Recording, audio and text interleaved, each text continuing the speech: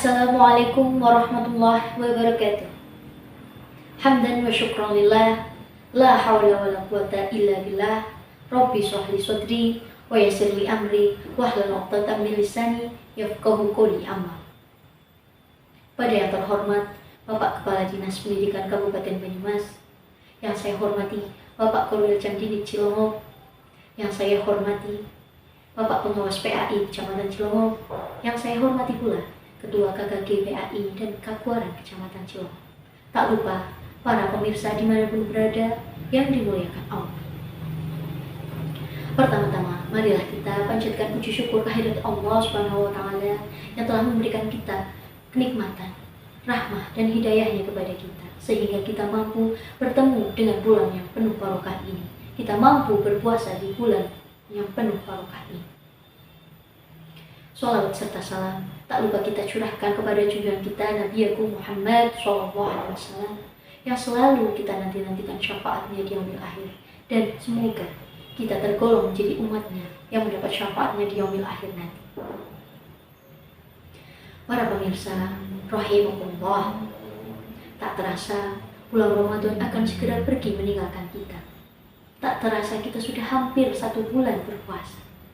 Dan selama hampir 1 bulan ini, kita sudah menjadi pribadi yang lebih baik. Pribadi yang rajin sholat berjamaah, pribadi yang rajin sholat berjamaah, pribadi yang rajin tadarus, pribadi yang rajin bersedekah, serta menjadi pribadi yang lebih sopan dan santun.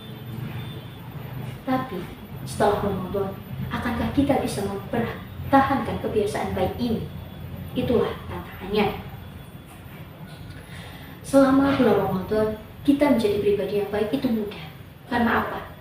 Karena banyak hal yang mendukung. Lingkungan mendukung, masjid-masjid ramai, kajian-kajian banyak, bahkan setan pun dibelenggu oleh Allah. Tapi setelah Ramadan, kita bisa melihat contoh nyata di kehidupan kita. Selama bulan Ramadan, masjid-masjid penuh jamaah sholat isya dan jamaah sholat subuh. Tapi setelah Ramadan, jamaah isya dan subuh kembali sepi.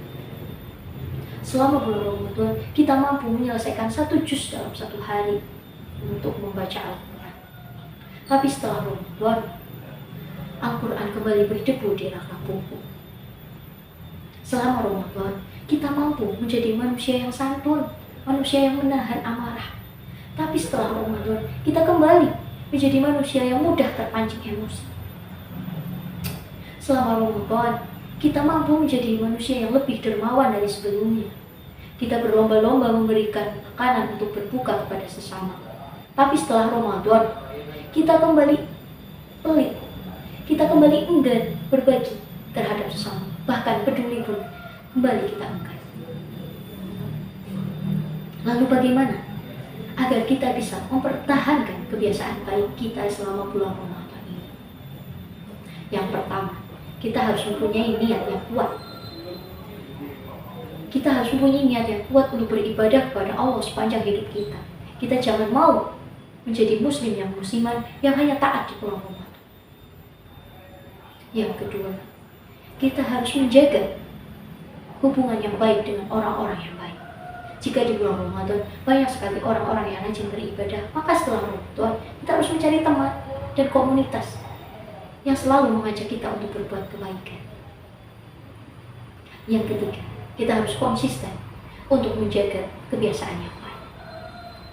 Rasulullah SAW bersabda, amalan yang paling dicintai Allah adalah amalan yang dilakukan secara konsisten, walaupun itu sedikit. Hadis riwayat Bukhari dan Muslim. Jadi, jika selama bulan Ramadan kita mampu 1 juz 1 hari, maka setelah bulan Ramadan kita harus tetap membaca Al-Quran, meskipun hanya 1-2 hari.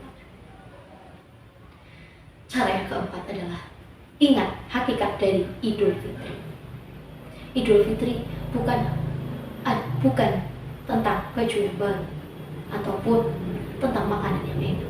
Tapi hakikat Idul Fitri adalah kembali suci diri kita. Jangan sampai kita setelah Ramadan menodai kesucian diri kita ini. dengan lalai beribadah. Para pemirsa rahimakumullah, Ramadan adalah bulan latihan. Bulan setelahnya adalah ujian yang sesungguhnya.